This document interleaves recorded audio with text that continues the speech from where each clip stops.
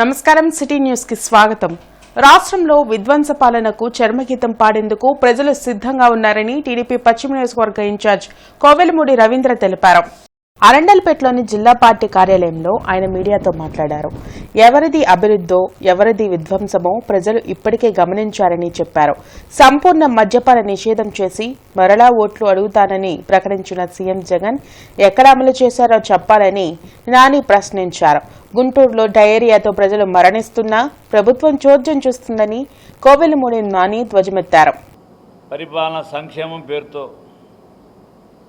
నువ్వు ఏం చెప్పినా జనం నమ్మే విధంగా లేరు. ఈ 5 ఏళ్లలో ఏ విధంగా నువ్వు ఎటెళ్ళినా విధ్వంసమే కనపడుతుంది. ఎక్కడికి వెళ్ళినా విధ్వంసం తప్ప ఏమీ లేదు. ఒక పోలవరం కానివ్వండి, ఒక రాజధాని రైతుల దగ్గరకు విషయాల్లో కానివ్వండి, ఆశా వర్కర్లు కానివ్వండి, మీరు ఏ యొక్క డివిజన్ చూసినా కూడా జగన్ రెడ్డి అక్రమాలు దోపిడీలే తప్ప వేరే ఏం కనపట్లేదు. అదేవిధంగా అతను నిన్న సిద్ధం అని చెప్పి రాప్తాడులో సభ పెట్టాడు. ఎంత ప్రజాధనాన్ని దుర్వినియోగం పరిచాడో మనందరం చూసాం కళ్ళతో. ఒక ఆంధ్రజ్యోతి విలేకరిని ఏ విధమైన మందు ప్యాకెట్లు, ఏ విధంగా బిర్యానీ పొట్లాలు, మందు బాటిల్స్ ఇస్తున్నారో అవన్నీ తీస్తున్నాడని వాళ్ళందరూ కూడా చితకబాదారు. అదే ఆ ఏరియాలో ఉన్న స్కూల్ బస్సులు కానివ్వండి, ఆర్టీసీ బస్సులు కానివ్వండి, ప్రజలందరూ ఎక్కట్లుగా ఇబ్బంది పడినా కానీ ఈ డబ్బులు ఇచ్చి జనాన్ని ఆ సభకు త్రోలి అక్కడ వాళ్ళందరం కూడా ఇబ్బంది పెట్టిన మామూలు సామాన్య ప్రజలను ఇబ్బంది పెట్టిన ఘనత జగన్ రెడ్డిది. 99% హామీలు అమలు చేశామని ప్రగల్భాలు పలుకుతున్న సీఎం జగన్ వైసీపీ మేనిఫెస్టోపై చర్చకు సిద్ధమా అని జనసేన జిల్లా అధ్యక్షులు గాద వెంకటేశ్వరరావు సవాల్ చేశారు. ముఖ్యమంత్రి వైఎస్ జగన్మోహన్ రెడ్డి రాప్తాడు సభలో జనసేన గాజు గ్లాసు గుర్తుపై చేసిన వ్యాఖ్యలను జనసేన పార్టీ జిల్లా అధ్యక్షులు గాద వెంకటేశ్వరరావు ఖండించారు. పార్టీ కార్యాలయంలో ఆయన మీడియాతో మాట్లాడారు. సీఎం జగన్ పాలనలో వైసీపీ గుర్తైన ఫ్యాన్ కు ఉరివేసుకుని ఎంతో మంది ఆత్మహత్యలు చేసుకున్నారన్న విషయాన్ని గమనించాలన్నారు. జనసేనపై చేయడానికి ఏమీ ఆరోపణలు లేక ఎన్నికల కమిషన్ ఇచ్చిన గుర్తును కించపరిచేలా మాట్లాడడం సీఎం విఘ్నతకు వదిలేస్తున్నట్లు చెప్పారు. 99% హామీలను అమలు చేశామని మాట్లాడే వాళ్లు వైసీపీ మేనిఫెస్టోలోని అంశాలను ఎంత మేరకు అమలు చేశారో చర్చకు సిద్ధమా అని సవాల్ చేశారు. మరణ పాపం ఏదో ఎంతకాలం నుంచి ఈ పదాలు రాయడానికి కష్టపడ్డాడు కానీ ఆ స్క్రిప్ట్ రాసిన ఎవడో కానీ వాడు ఆ పిచ్చినాయాలకి తెలియదేంటి? ఫ్యాన్ ఉంటుంది, ఇంట్లోనే ఉంటుంది, దానికే ఉరేసుకుని చచ్చిపోయేది జనం. ఇవాళ తమర పరిపాలనలో మీ ఘనకార్యాల వల్ల నీ సింబల్ అయినటువంటి ఫ్యాన్కి ఉరేసుకుని ఎంతమంది చనిపోయారు? ఆ లెక్క ఒకసారి తెద్దాము బయటికి. గ్లాసు టీ తాగిన తర్వాత ఏ ఒక్కడైనా సరే కడిగి మళ్ళీ లోపల పెట్టుకుంటాడు. ఈవెన్ 1,00,000 కోట్లు కొట్టేశాడన్నటువంటి ఈ ముఖ్యమంత్రి గారు కానీ, ఈ ముఖ్యమంత్రి గారు సతీమణి కానీ వీళ్ళు ఒకవేళ వాళ్ళు తాగటానికి లక్షల్లో ఒక కప్పు కొనుక్కొచ్చుకున్నా, లేదంటే ఒక బంగారంతో బట్టి ఒక బంగారం గ్లాసు ఏమంటే టీ కప్పుని ఒక బంగారు గ్లాసులో చేపించుకున్నా, టీ తాగిన తర్వాత మళ్ళీ కడిగి జాగ్రత్తగా ఇంట్లో పెట్టుకుంటారు. దానికి ఉన్నటువంటి విలువ అది. కానీ నువ్వు ఇంట్లోనే ఉండాలని దాని విలువ ఏంటి? అది మనుషులను చంపే ఒక యంత్రంలా తయారైంది. ఈ నెల 20వ తేదీన విజయవాడ ఎంబీ భవన్లో సిపిఐ సిపిఎం సదస్సు జరగనుందని సిపిఐ జిల్లా కార్యదర్శి జంగాల అజయ్ కుమార్ తెలిపారు. ఈ సందర్భంగా జంగాల మాట్లాడుతూ బీజేపీ మతం పేరుతో మతోన్మాదాన్ని రెచ్చగొడుతూ రాజకీయ లబ్ధి పొందుతుందని తెలిపారు. కనుక ఈ సదస్సుకు లౌకిక ప్రజావాదులంతా హాజరై జయప్రదం చేయాలని కోరారు. అంబానీ, అదానీ దేశ ఆర్థిక పారిశ్రామిక రంగాల్ని ధ్వంసం చేస్తూ ఉంటే బీజేపీ సంఘ్ పరివార్ శక్తులు దేశంలో మతోన్మాదాన్ని రోజు రోజుకి మరింత రెచ్చగొడుతూ అమానవీయమైనటువంటి ఘటనలకి ప్రజల్ని పురుగొల్పుతూ ఇవాళ మతం పేరుతోటి రాజకీయ వ్యవస్థని శాసించే దశకి తీసుకొని రావాలని దురాలోచన చేస్తున్నటువంటి నరేంద్ర మోడీ, అమిత్ షాల యొక్క కుతంత్రాలకు వ్యతిరేకంగా భారతదేశ ప్రజాస్వామ్యాన్ని, లౌకిక వ్యవస్థను కాపాడాలని బీజేపీకి మద్దతుగా వంతబడుతున్నటువంటి రాజకీయ శక్తులని ఓడించాలని 20వ తేదీన విజయవాడలో జరిగే సదస్సు సిపిఐ సిపిఎం కార్యకర్తలతో పాటు లౌకిక ప్రజాస్వామ్య శక్తులందరూ కూడా పాల్గొని జయప్రదం చేయవలసిందిగా సిపిఐగా విజ్ఞప్తి చేస్తా ఉన్నాను. గుంటూరులో గత 15 రోజులుగా కలుషిత నీరు త్రాగి ఇప్పటి వరకు పలువురు మృతి చెందగా అనేక మంది హాస్పిటల్స్ లో చికిత్స పొందుతున్నారని, ఆయా కుటుంబాలను ప్రభుత్వం ఆదుకోవాలని టీడీపీ నేత నసీర్ అహ్మద్ డిమాండ్ చేశారు. కలెక్టరేట్లో నిర్వహించిన స్పందనలో టీడీపీ నేతలతో కలిసి కలెక్టర్ వేణుగోపాల్ రెడ్డికి వినతి పత్రం అందించారు.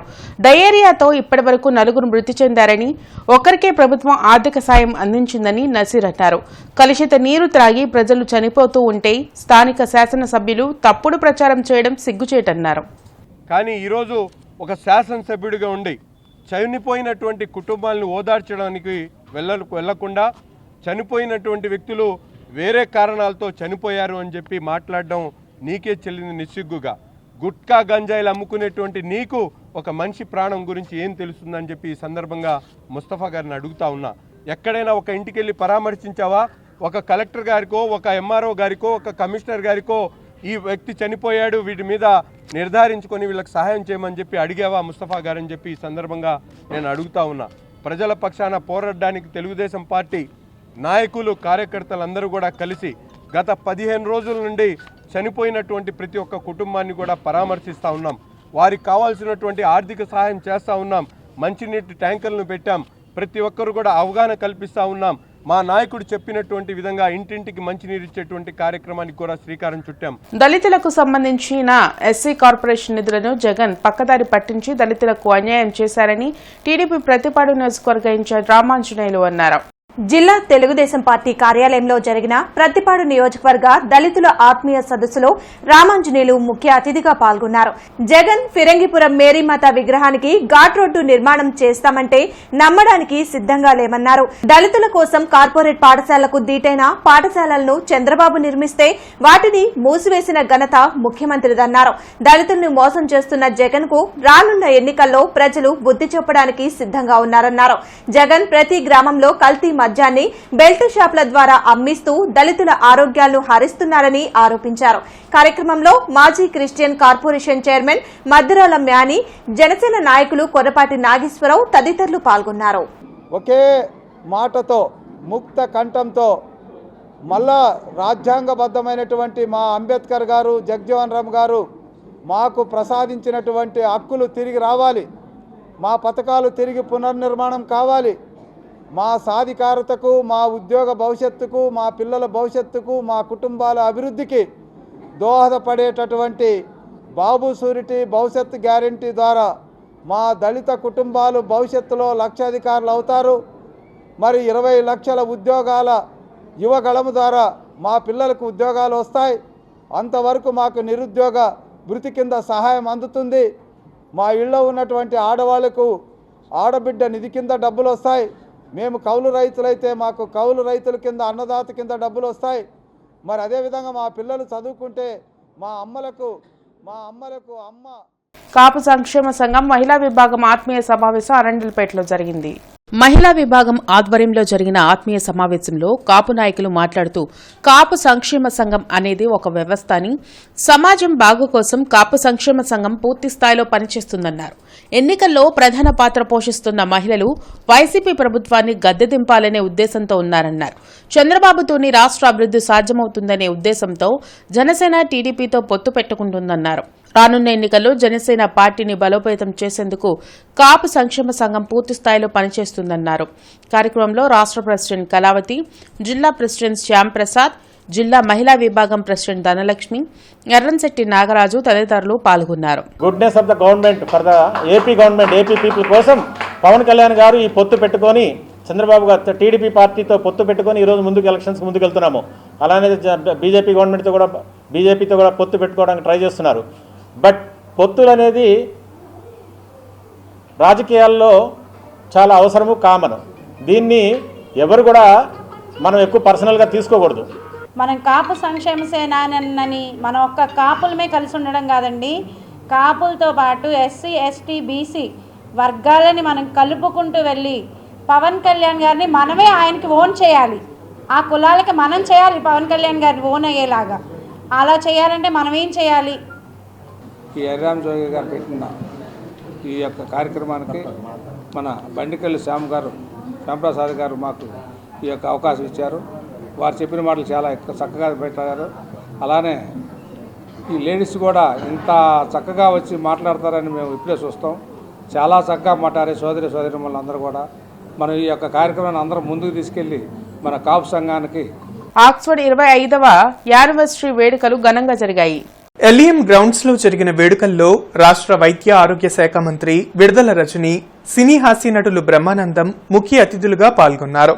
విద్యార్థులు ప్రదర్శించిన సాంస్కృతిక కార్యక్రమాలు ప్రేక్షకులను ఆకట్టుకున్నాయి. త్వరలో అత్యున్నత విద్యా ప్రమాణాలతో ఆక్స్ఫర్డ్ జూనియర్ కాలేజీని ఏర్పాటు చేయనున్నట్టు డైరెక్టర్ విజయభాస్కర్ రెడ్డి ప్రకటించారు. విద్యార్థులు తమ జీవితంలో ఏం కావాలనుకుంటున్నారో దాని గురించి తెలుసుకుని దాని సాధన కోసం కృషి చేయాలన్నారు.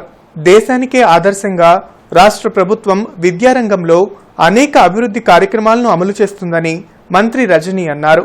తల్లిదండ్రులను ప్రేమించిన విధంగా పేదరికాన్ని ప్రేమించాలని సినీ హాస్య నటులు బ్రహ్మానందం అన్నారు. పేదరికంలో చదువుకున్న వారు ఉన్నతమైన పదవులను అధిరోహించారన్నారు. భవిష్యత్తులో గొప్పవారు అయ్యేందుకు విద్యార్థులు సమర్థవంతంగా కృషి చేయాలన్నారు. కార్యక్రమంలో చైర్మన్ ఫ్రాన్సిస్ రెడ్డి, సిబ్బంది పాల్గొన్నారు.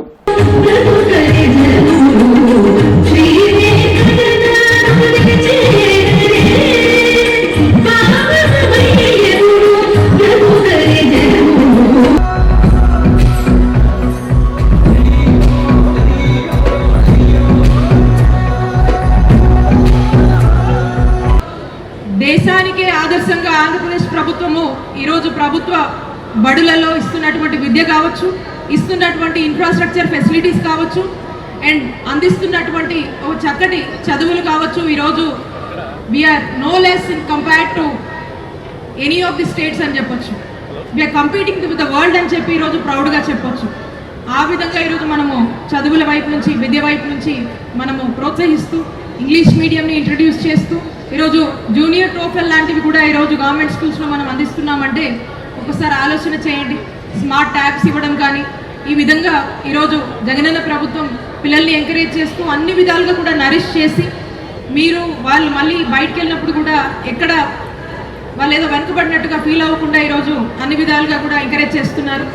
And you all should be very happy, ఎందుకంటే you are all blessed. You are blessed because మీరందరూ కూడా ఈ ఇన్స్టిట్యూట్స్లో ఒక అఫోర్డబుల్ మంచి ఎడ్యుకేషన్ ఈరోజు మీరు చదువుకోగలుగుతున్నారు. ఈ ప్రెజర్స్ ఏమి కూడా మీ మీద లేవు.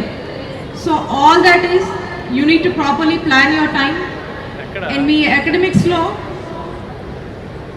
పావర్టీని కూడా అలా ప్రేమించండి.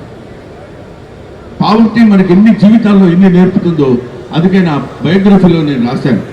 నేను అనే నా పుస్తకంలో నేను రాసింది ఏంటంటే, ఎప్పుడైనా మనం అన్నింటినీ ప్రేమించినట్టు అంతకంటే అధికంగా మనం పేదరికాన్ని ప్రేమించాలి, దరిద్రాన్ని దూరంగా పెట్టాలి. దరిద్రం వేరు, పేదరికం వేరు. పేదరికం అంటే డబ్బు లేకపోవడం పేదరికం, అన్నం లేకపోవడం పేదరికం, ఉండటానికి ఇల్లు లేకపోవడం పేదరికం, కట్టుకోవడానికి బట్టలు లేకపోవడం పేదరికం. ఇవన్నీ ఉన్నా ఇంకా ఏదో లేదనుకోవడం దరిద్రం. అలాగే దరిద్రులుగా మాత్రం ఎవరు ఉండొద్దు, పేదరికంగా ఉన్నా పర్వాలేదు. అలాంటి వాటితో ఉన్నప్పుడే ఒక పట్టుదల, ఒక దీక్ష మనలో వస్తుంది. ఇంకా ఇంకా ఇంకా గొప్ప స్థితికి రావాలని కోరుకున్నవాడు. నేను సత్తెనపల్లి దగ్గర మా ఊరు చాగంటూరుపాలెంలో పుట్టాను, ఉప్పాళ్ళలో పెరిగాను. చిన్నప్పుడు ఉంటే అక్కడే ఉండేది. అక్కడ జగన్నాథ స్వామి ఆలయం ఉండేది. అక్కడికి చదువుకోవడానికి వెళ్ళి అక్కడ ఉన్నటువంటి పరిస్థితులన్నీ మాకు తెలిసి చాలా కష్టపడి చదువుకున్నప్పుడు అయ్యో. ఇవి ఇప్పటి వరకున్న వార్తా వివరాలు. మరికొన్ని వార్తా వివరాలతో మళ్ళీ కలుద్దాం. అంతవరకు సెలవు, నమస్కారం.